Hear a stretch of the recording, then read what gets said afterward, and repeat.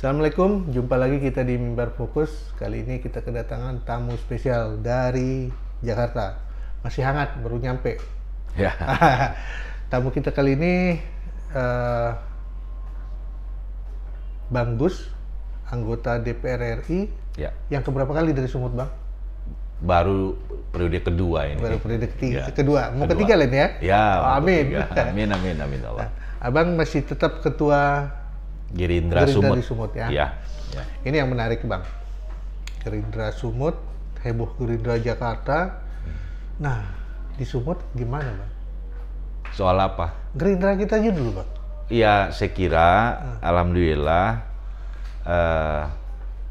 kami ada survei gitu ya, karena nggak bisa kita Lepas-lepas gitu berjalan aja. tanpa arah begitulah. Alhamdulillah, memang ini masih survei tahun lalu ya.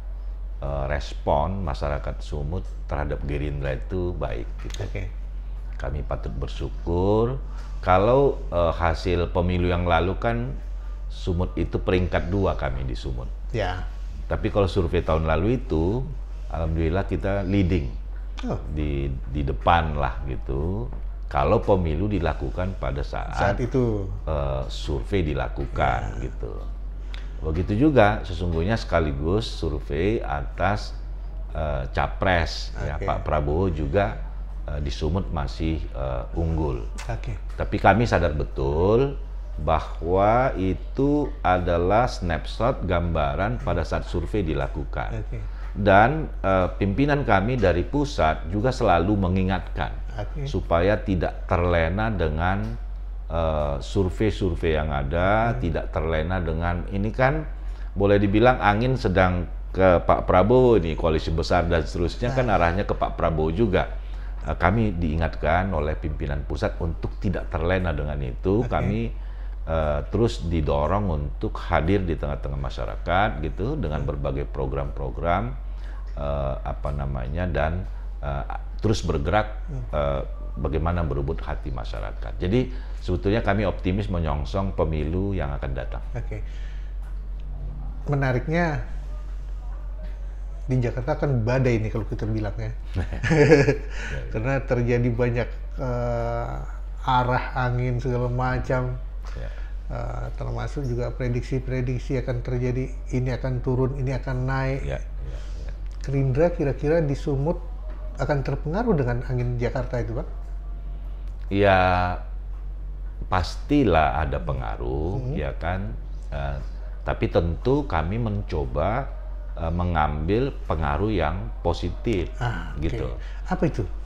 Lah misalnya tadi kan belakangan ini kita lihat ya, dan itu kami di stressing untuk tidak terlena. Trennya Pak Prabowo kan naik terus ini gitu ya. Nah, tentu kami harus bisa kemudian memanfaatkan tren Pak Prabowo itu untuk juga mengangkat partainya. Ya kan? Itu kan tidak lalu full itu otomatis juga ngangkat partainya gitu. Pasti akan sangat kemudian tergantung dengan berbagai program kegiatan yang kami lakukan juga kemudian di daerah. Nah, oleh karena itulah maka momentum kemarin kami ulang tahun ke-15 banyak kegiatan yang menyangkut dengan hadir di tengah-tengah masyarakat kita lakukan begitu, dan tentu momentum Ramadan juga adalah satu momen yang penting bagi kita untuk hadir di tengah-tengah masyarakat. Maka misalnya kami banyak kegiatan di ulang tahun ke-15 pada Februari Maret yang lalu. Kami menyebutnya ada tiga revolusi di tiga pula. Revolusi. Nggak cukup satu ya? Nggak cukup satu karena sektornya maksudnya tiga. Revolusi. Apa aja tuh, Bang, yang kita revolusi merah itu selalu kami lakukan secara masif gitu, massal. Kami melakukan donor darah gitu ya. Pikiran gua nggak ke merah pula mendekat atau gimana itu. Revolusi putih itu dari dulu memang selalu jadi sorotan kami di Gerindra bahwa kita ini negeri kaya raya tapi banyak masyarakat mohon maaf miskin dan stunting, gizi buruk masih sangat tinggi di Indonesia. Jadi kalau ini kegiatan yang tiap tahun kami lakukan untuk revolusi putih kami menyebutnya, kegiatannya adalah memberi asupan gizi kepada bayi, balita dan ibu hamil menyusui gitu. Jadi itu revolusi putih kami menyebutnya. Baru hijau penanaman pohon secara massal kami lakukan di seluruh kabupaten kota. Kita tahu kan bahwa climate change itu antara lain adalah ya mulai gundulnya hutan-hutan gitu, dan akhirnya kita coba mendorong masyarakat dengan terjun langsung untuk mengajak mereka menanam pohon. Gitu. Revolusi hijau. Yang menarik aku tadi revolusi putih, ya kan? Iya. Karena perbaikan ternyata di situ untuk masyarakat. Ya. Terbayang aku nih, Bang. Kasus yang heboh nasional. Ya. Kalaulah 349T itu dibagi rata kepada 270-an sekian juta rakyat Indonesia, 1.700.000-an sekian loh Bang dapatnya itu Bang. Besar ya? Besar. Dan nah itu kalau revolusinya yang seperti itu aja kita buat, gimana itu Bang? Wah itu dahsyat. Bukan 267 juta atau berapa jumlah penduduk kita. Abang nggak boleh dapat itu, saya juga nggak perlu lah itu. Iya. Dan ya berapa sih katakanlah sekarang masyarakat yang masih tergolong miskin, katakan. Apalagi yang miskin hanya sekian belas juta gitu kan. Jadi kalau itu dibagi, saya kira bisa tuntas itu. Itu permodalan keren itu Bang. Cuman kan itu pikiran praktis orang kecil gitu Bang. Iya. Kalau Abang lah orang wakil kami di Jakarta melihat seperti itu, apa yang Abang bisa pelajari dan akan bawa hal itu ke Sumatera Utara? Ya, ini kan apa ya? Biar nggak sumut kali Bang. Sumut semua urusan mesti uang tunai. Lah, ini gini, banyak spekulasi, banyak persepsi terkait 349. Saya ya sedikit paham karena saya pernah lama ya, 22 tahun di perbankan. Kepala itu, Bang Sumut. Iya, itu sesungguhnya data dari perbankan itu umumnya. Bank itu wajib untuk melaporkan transaksi mencurigakan ke PPATK, Pusat Pelaporan Analisis Transaksi Keuangan, gitu ya. Apa itu transaksi mencurigakan? Definisi singkatnya adalah transaksi yang itu menyimpang atau di luar dari kebiasaan yang bersangkutan, nasabah yang bersangkutan. Jadi sesungguhnya belum semuanya itu adalah tindak pidana pencucian uang gitu. Jadi apalagi namanya transaksi gitu loh. Tapi apa namanya ya, apapun itu ya tentu kita berharap itu diusut tuntas ya. Kemudian berapa potensinya pasti nggak 349 triliun karena di dalam 300 laporan itu kan ada yang real pasti. Ada yang real karena gaji tunjangan di ASN di kementerian masuk juga di dalamnya gitu loh. Jadi pastilah nggak sebesar itu. Dan begini juga transaksi itu, misalnya ya sekarang ini ada RAT ya, tapi sudah kasus hukum, boleh sebut ini ya, Rafael Alun Trisambodo itu di persepsi masyarakat sekarang. Dia kan LHKPN-nya, harta yang dia laporkan ke KPK itu kan 56 miliar. Ya, ternyata lalu ada terbuka kasus ini, ada 500 miliar katanya. Dan PPATK sudah memblokir rekening bank atas namanya RAT, istri, anak, dan perusahaan-perusahaan yang berafiliasi ke dia. Nah, saya heran agak ini aja, ya saya mengerti gitu. 500 miliar itu adalah nilai transaksi. Saldonya ya mestinya diungkap juga ke publik berapa saldo rekening itu yang diblokir itu yang ada lagi kan gitu. Karena cuci itu namanya cuci uang, biasanya itu ada satu rekening ya kan, katakanlah ini dipindah ke rekening berikutnya, sekali cuci belum bersih, supaya bersih lagi pindah lagi geser ke sini. pada saat ini bergeser, ini sekali transaksi, 2 kali. Di sini debit, di sini kredit, udah 2 kali. Pindah lagi, debit lagi di sini, kredit lagi di sini. Itu udah 4 kali. Dihitung sebagai transaksi gitu loh. Meledaklah dia. Meledaklah dia. Jadi, tapi apapun, terima kasih kita. Makanya saya heran aja itu, Pak Mahfud itu ketua TPPU. Ya kan? Ya. Sri Mulyani anggota TPPU. Masa nggak nyambung ya? PPATK kepalanya itu sekretaris komite TPPU.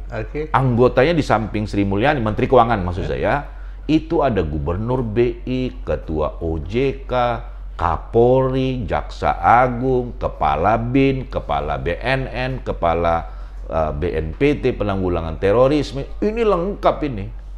Rasanya sih kalau kemudian ingin menyelesaikan itu, ya kalau komite ini bekerja dengan benar, lah nggak usah ke publik, itu selesai gitu. Dan seyogianya saya kira menyelesaikan kasus-kasus kriminal begini nggak perlu gajang-gajing sampai ke politik segala justru macam. Kerjanya senyap ini, kerja intelijen gitu. Saya nggak tahu itu maka waktu saya rapat dengan Menteri Keuangan, saya kira tadinya Pak Mahfud itu cari panggung gitu kan. Padahal sebagai Menko kan udah besar, luas, banyak panggungnya. Memang belakangan muncul pula memang ya, kemungkinan dia. Lalu angkanya pun kan agak terburu-buru dia ngambil panggung itu kesannya. Karena angkanya dari awal itu 300 triliun. Kemudian kasusnya 167 surat. Lalu rupanya 300 surat laporan. Angka rupiahnya 349. Awalnya menyangkut 460 orang di Kementerian Keuangan. Berikutnya 497 gitu. Jadi berapa? 491. Jadi wah ini kok buru-buru ini apanya ini mau tampil di panggungnya gitu. Tapi apapun, saya kira saya sependapat ya ini harus dituntaskan. Tapi saya pastikan memang tidak sebesar 349 karena itu transaksi, tapi seberapapun lah itu harus selesai. Dan kalau memang transaksi yang diungkapkan, bukan tak mungkin pula di sini ada kan? Kenapa? Bukan tak mungkin pula di sini ada transaksi-transaksi yang mencurigakan itu di kampung kita ini. Iya. Nah itu maksudku, seandainya politisi kita yang di Jakarta seperti Abang care, mungkin juga permasalahan kita bisa juga terselesaikan. Karena banyak hal yang juga membuat warga yang datang ke sini agak gatal semua lah Bang ya, dengan kata sumut tadi itu. Nah itu salah satu sumbernya kan seperti itu juga. Iya. Nah di manalah yang PR Revolusi Putih tadi Gerindra bikin di Sumut? Itu sebetulnya ya untuk men-trigger. Kan nggak mungkin kami ini partai punya resources terbatas. Iya. Dan itu urunan dari kami pengurus, anggota-anggota dewan kami gitu kan. Pengadaan untuk makanan bergizi, asupan gizi untuk dibagi ke masyarakat. Nah ini sebetulnya adalah men-trigger ya kan masyarakat kita, siapapun lah, pemerintah daerah kita, ayo sama-sama ini persoalan ini stunting di tempat kita ini, karena bagaimanapun sesungguhnya aset terbesar kita ya sumber daya alam kita yang melimpah, tapi kenapa tadi misalnya belum mampu untuk mensejahterakan masyarakat kita? Ternyata kebanyakan yang mengolah sumber daya alam kita ini kan masih banyak korporasi besar asing katakanlah. Nah ini kan persoalan SDM. Kalau SDM kalau udah gizi buruk, nggak akan mungkin kita berharap mereka akan kemudian bisa tumbuh dan nanti cerdas, mampu berkompetisi di era global yang luar biasa ini. Gitu. Sementara fakta yang kita dapat Bang ya, kenapa kami masyarakat ini tetap berharap kepada wakil kita, fakta yang kita dapat, kampung kita masih tetap menjadi terkorup, terstunting, ya kan? Narkoba tertinggi gitu ya. Nah hal-hal seperti itu. Nah kalau revolusi yang kalian bikin itu mengarahnya ke sana, mungkin akan memberikan impact politik, pendidikan politik ke yang lain gitu. itulah yang kita harapkan itulah yang kita harapkan. Sekali lagi ya, bagi kami stunting ini adalah persoalan besar yang harus mendapatkan perhatian besar. Seandainya korupsi tidak terjadi kan stunting nggak akan terjadi, Bang. Lah itu dia, ya kan? Kan sampai uang itu ke rakyat. Iya kan sampai. Belum lagi kebocoran-kebocoran kita dari sumber daya alam misalnya. Iya. Yang kalau ada... Karena sumber kita udah jelas, Abang tahu persis. Ya. Di Bang Sumut kan Abang tahu waktu di Bang Sumut. Bahwa sumber kita dari PAD dari kebun, walaupun hanya balik hasilnya, tapi angka-angka itu nampak kan. Belum lagi dari kendaraan bermotor dan segala macam yang notabene sekarang terbukti. Ini persis ini Bang, ya. Tadi sebut kendaraan bermotor. Memang penghasilan PAD kita di Sumut ini dari kendaraan bermotor. Kalau sawit, ini perjuangan panjang kami. Abang singgung sawit nih kebetulan. baru tahun ini, baru tahun lalu kami selesaikan undang-undang dana bagi hasil sawit. Dan itu betul-betul saya duduk sebagai anggota panja di situ, bahkan ikut sebagai tim sinkronisasi dan tim perumus berjuang untuk memasukkan sawit dibagi hasilkan. Tadinya nggak ada, Bang. Tapi udah masuk sekarang. Itu yang kita harapkan sebetulnya dari wakil-wakil kita dari Sumatera Utara. 30 orang, Bang. 30 orang kalian kan? Betul. 30 orang, apa yang kalian bagikan ke kami, itu yang kami tuntut sebetulnya. Nah, apa yang ditawarkan Gerindra? Nah itu dia, karena bagi kami penting untuk pemerataan tadi, supaya meningkatkan kemampuan daerah di dalam memperhatikan masyarakatnya yang tadi stunting kita di Sumut masih cukup tinggi. Dan Sumut ini kan, saya bilang waktu kita rapat di situ, waktu kami masih punya hutan itu ada bagi hasil dari hutan, ya kan?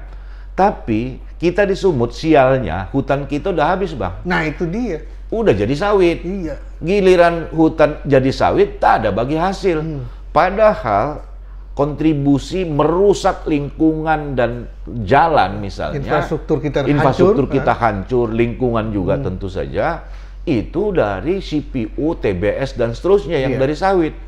Kita bilang maka tidak adil. Kemudian, kok di Jawa ada namanya tembakau, itu ada namanya bagi hasil cukai tembakau, gitu loh. Loh, kok kenapa kami kemudian yang di sana sudah sawit, tak ada lagi tembakau daily tinggal kenangan begitu, Bang. Tapi nggak ada bagi hasil. Akhirnya nggak terbantahkan itu masuk di dalam undang-undang. Itu perjuangan luar biasa. Untung saya sejak awal tahu histori terkait ini dan saya minta saya dimasukkan, dan Gerindra memang menugaskan saya untuk mengawal itu gitu. Alhamdulillah dapat, walaupun memang jumlahnya, Bang, jauh di bawah yang 349 triliun. 10%-nya saja. Pokoknya gitu. 3,4 triliun. Tapi bukan untuk Sumut semua, Bang. Untuk se-Indonesia ini. Tapi apapun lah itu sudah ditampung. Itu kita satu langkah sudah maju, Bang. Nah, langkah berikut kan tentu akan ada yang kita perbuat. Apa yang akan dibawa Gerindra ke Jakarta? Nah, itu tadi kita di Sumut penghasil sawit, ya kan? Kalau cuma sawit aja, Bang. Nggak ada gunanya. Kalau sawit diekspor, tadi itu raw material kita ekspor. Itu nggak ada gunanya, Bang. Nah, sebetulnya, tapi paling tidak tadinya yang nggak ada sudah ada sekarang. Dana bagi hasil kita dapat berapa gitu ya. Itu kita harapkan juga itu bisa tadi menyentuh kebutuhan masyarakat yang mendasar. Yang kedua, Bang, dari pajak ekspor bea keluar itu dikelola oleh BPDPKS namanya, Badan Pengelola Dana Perkebunan Kelapa Sawit. Itu juga kami berjuang di Gerindra, ditugaskan langsung Pak Prabowo. Itu untuk semangatnya adalah untuk meremajakan sawit rakyat. Rakyat kita ini, Bang, sekarang sawit begitu luasnya di Sumatera Utara 2,4 juta hektar. Berapa persen sih yang dimiliki rakyat? Satu. Yang kedua, udah tua-tua pula. Sebetulnya, kenapa itu mau ku pertanyakan sama Bang? Kenapa? Karena relatif yang ku dapat data itu 60% kebun kita itu milik asing. Ya kan? 40% itu milik BUMN dan rakyat kecil. Yang plasma dulu itu udah hilang, Bang. Kenapa hilang? Ya. Karena anak-anaknya udah cerdas, Bang, udah pinter. Anak-anak petani sawit itu tidak ada yang mau pulang kebun. Akhirnya kebun bapaknya terjual. Yang ngambil inti. Kalau anaknya cerdas sih masih kita ada yang disyukurin, Bang. Ya, cuma sebetulnya kalau aset dia hilang, begini, banyak persoalan itu muncul adalah kan usia sawit tuh usia produktifnya kan sampai 25 tahun katakan. Ya kan. Kalau korporasi besar, sistemnya kan udah mereka atur, mereka sisihkan, nanti tahun ke-25 mereka replanting. Lah masyarakat kita kan menggantungkan hidup dari 2 hektar itu gitu loh. Nggak bisa dia sisihkan buat meremajakan sawitnya pada saat tidak lagi produktif. Nah itu yang kami tuntut supaya dana yang dihimpun dari semua ekspor CPO ini itu turun lagi buat masyarakat kami di Sumut, bagi petani sawit rakyat itu biar ada jaminan mereka bisa tanam kembali sawit untuk nanti kemudian itu bisa ditanami ulang, dan karena jumlahnya sekitar 35 juta per hektar, padahal baru nanti kalau tanam baru kan abang tahu lah itu, abang punya sawit juga kan? Ada lah.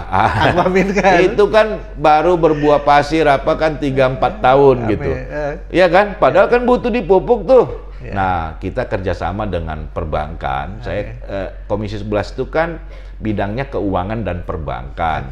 Kita ada kerjasama perbankan untuk kemudian mereka diberi semacam tambahan modal untuk bisa merawat sawitnya sampai nanti berbuah. Saya kebetulan juga ketua HKTI, Bang.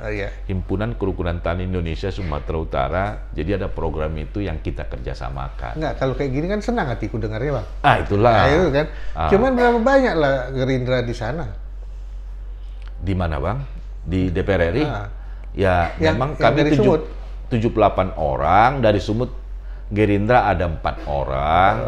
Ya kan? Ya paling tidak. Kemudian kami juga yang dari Sumut di Komisi 11 saya sendiri, ya ada yang lain di komisi yang berbeda lagi gitu. Mereka mengawal yang lain lagi lah. Minimal kan dari satu komisi sudah nampak. Makin banyak kan makin bagus. Bagus. Nah, berapa Bang targetkan? Nah itulah, ya mohonlah didukung. Pas itu betul. Ya karena belajar dari apa yang kita sudah dapat dari abang dan kawan-kawan lain, tentu ini harus ditingkatkan. Nah, itu yang kita mau tahu, peningkatan yang abang harapkan seberapa besar. Nah kan Sumut ini ada 3 dapil untuk DPR RI. Saya sebetulnya menargetkan mohon doa dukungan dari tentu masyarakat Sumut ya. Kalau sekarang kami baru 4 kursi, di Sumut 1 ada 2 kursi, Sumut 2 1 kursi, Sumut 3 1 kursi. Saya berharap minimal kami bisa menambah di setiap dapil itu menjadi 2 kursi, Bang. Jadi 6. Jadi 6 minimal lah itu gitu. 6 dari 30. Ya 20% gitu, Bang. Ya kan, dan nanti tentu dapat itu, insya Allah, Bang. Kalau menurut survei tahun lalu itu dapat. Nggak, orang yang akan ditawarkan itu memang bisa untuk mendapatkan atau? Nah ini yang jadi masalah kan sekarang gitu, Bang. Kalau dari ini kan sekarang sedang merekrut ya. Entah abang mau ikut juga nyalek ini kan, iya kan? Mana ada di kita, Bang. Tapi dari formasi yang sementara ada ini, saya sih kok yakin gitu akan bisa mendapatkan itu. Tapi memang nanti ini sistem pemilunya kan belum putus juga ini di MK pula gitu loh. Kalau tertutup senang lah, Bang. Enak Bang tentunya. Iya, saya sih sebetulnya nggak hanya menyangkut diri saya pribadi nih, ya kan. Tapi lebih karena saya ketua DPD, saya menangkap suasana sekarang, Bang. Kami ini partai baru ya. Lalu baru 15 tahun ya? Baru 15 tahun. Kan relatif ya masih ya sedang lucu-lucunya lah ini ya kan. Nah, banyak sebetulnya potensi-potensi yang hari ini belum bergabung di Gerindra tapi ingin kemudian gabung dan mencaleg dari Gerindra. Enggak, kenapa? Kalau terbuka mereka lebih yakin untuk berkompetisi secara individual. Karena mereka yakin bahwa itu kerja mereka, kemampuan mereka. Tapi kan satu hal yang kemarin sempat agak membuat masyarakat mungkin jadi poin jelek sama Gerindra, wakil wali kota. Apa itu Bang? Yang mana? Abang udah tahunya itu. Yang mana? Pernyataan terakhir ini. Pernyataan terakhir itu. Makanya perlu jadinya harus saya mengklarifikasi. Ya kan, bahwa jelas sebetulnya saya harus putar balik rekamannya. Itu kan salah satu kader terbaik kita, kalau itu terjadi seperti itu di kader yang lain. Iya, pernyataan beliau itu kan tidak lalu mengatasnamakan Gerindra, tapi itulah sebagai wakil wali kota pemerintah. Makanya saya waktu itu akhirnya banyak media bertanya, saya ingin luruskan. Kalau kami jelas itu loh, Pak Prabowo selalu pesankan ke kita bahwa kita ini nasionalis, religius gitu. Iya kan, nasionalis yang religius. Jadi hal-hal begitu udah selesai itu di kita. Jadi bukan nilai-nilai Gerindra itu gitu. Jadi di Gerindra ini Bang, organisasi sayapnya itu lengkap sekali. Ya kan, dari perempuannya ada, dari etnisnya ada. Misalnya kami itu ada dari agama juga. Muslimnya ada Gemira, Gerakan Muslim Indonesia Raya, Kristen dan Katoliknya ada Gekira, ya kan, Buddha Hindunya ada Gema Sadana, untuk saudara-saudara kita yang Tionghoa ada Petir, Perhimpunan Indonesia Tionghoa Indonesia, gitu. Jadi Tionghoa Indonesia Raya gitu. Jadi kami lengkap itu. Jadi itu pasti bukan nilai-nilai yang ada di dalam Partai Gerindra. Alhamdulillah kalau itu memang terjadi. Cuman kan persepsi masyarakat susah kita untuk mengubahnya kan. Kalau masyarakat yang seirama mungkin dia senang. Masyarakat yang tidak seirama dia akan tetap mempermasalahkan itu. Ada upaya dari Gerindra untuk mengeliminir itu di kader yang lain. Nah, kan sebetulnya kalau untuk kami sudah bantahkan dan klarifikasi itu bukan nilai-nilai Gerindra. Betul, mungkin kalau sudah muncul persepsi tak mudah untuk langsung dengan itu. Sebetulnya lihat aja lah tampilan kami itu kan memang nasionalis.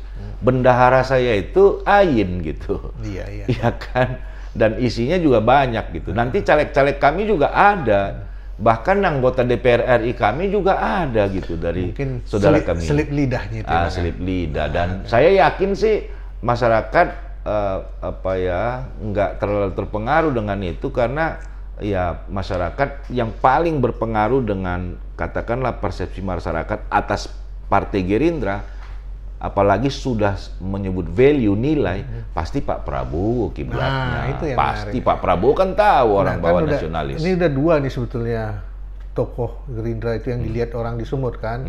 Pak Prabowo yang nggak terlarikan lagi, dan Abang yang juga masih tetap jos katanya. Jos.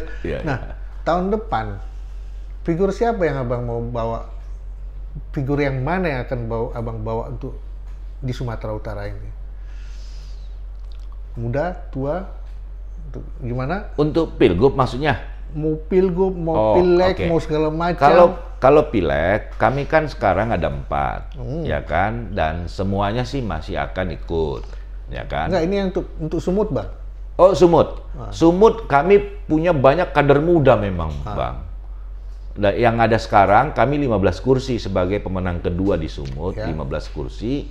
Itu dominasinya adalah orang-orang muda, ya kan? Dan ke depan tentu yang 15 ini kami berharap bisa bertahan. Kalau untuk Sumut target kami 20, Bang. Nah, 5 nanti lagi tambahan itu kami berharap sih dari golongan muda. Tetap 20% ya? Iya, 20% lah. Kecil kali.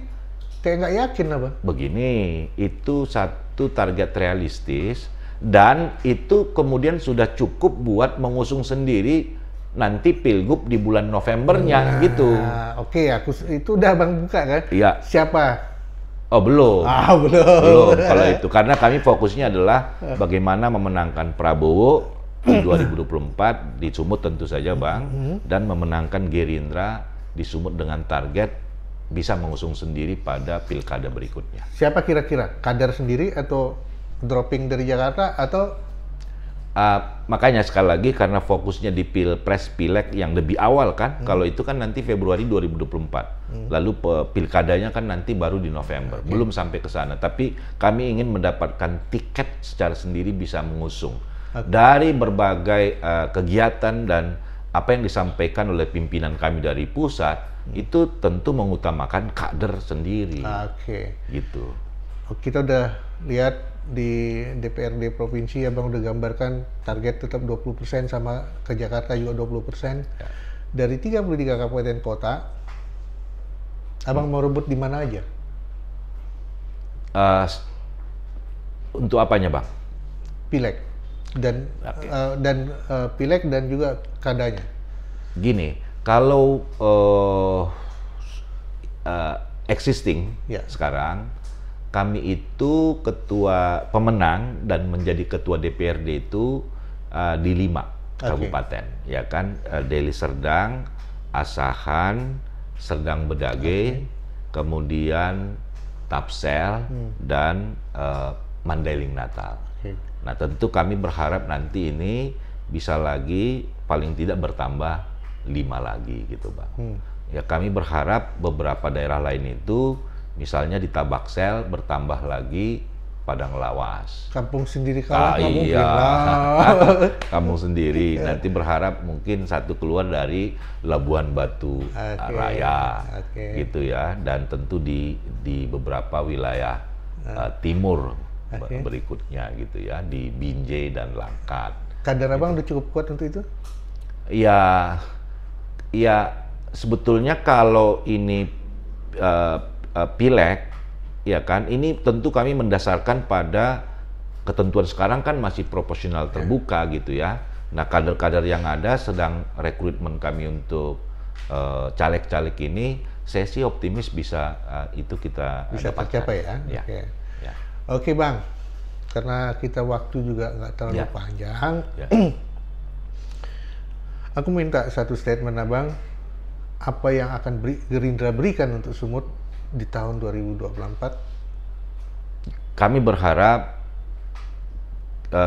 kami memberikan pilihan terbaik untuk Pilpres Pak Prabowo, dan kemudian tentu kalau udah Pak Prabowo di sana 2024 Presiden, kami akan bisa berbuat banyak untuk memajukan Sumut ke depan dengan meraih tadi target-target yang kami sampaikan, dan tentu juga menempatkan kader-kader terbaik kami di pemilu kada untuk menangkan di tingkat provinsi maupun kabupaten kota, untuk kemudian bisa selaras dengan arah pembangunan yang kami sudah tahu persis kemana Indonesia akan dibawa oleh Pak Prabowo kalau beliau mendapat mandat rakyat sebagai presiden.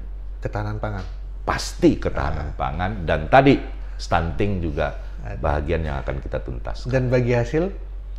Iya loh, kan untuk keadilan, pemerataan. Sekarang yang saya dulu kita kuliah saya di Fakultas Ekonomi, dulu itu kalau udah kuliah bicara pertumbuhan, itu ada selalu satu kata yang selalu satu untayan gitu ya, pertumbuhan dan pemerataan. Ya kan, pertumbuhan dan distribution of income gitu. Sekarang agak dilupakan. Saya kira Pak Prabowo akan mengawal itu. Gitu. Karena kita nggak mau terulang sejarah minyak bumi, Bang. Ya. Dimulai dari Sumatera Utara, tapi Sumatera Utara tidak kebagian apa-apa. Ya, saya kira itu pengalaman yang nggak boleh lagi terulang. Oke, pemirsa, sampai di sini bincang-bincang kita kali ini. Sampai ketemu di bincang-bincang fokus minggu baru lainnya. Assalamualaikum.